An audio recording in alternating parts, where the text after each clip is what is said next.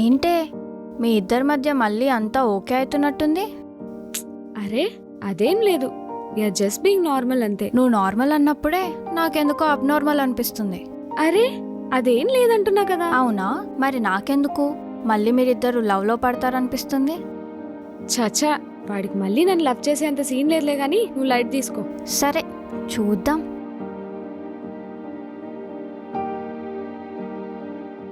నువ్వు చూడ్డం తప్ప ఇంకేం చేయలేవురా. ఏం సార్ అంత మాట అన్నారు? మరి అక్కడ వైఫ్ లాంటి మెటీరియల్ని పెట్టుకుని ఇక్కడ టైం వేస్ట్ చేస్తావేంట్రా? Go and talk to her, celebrate your work. వీలైతే మళ్ళీ ప్రేమించుకోండి.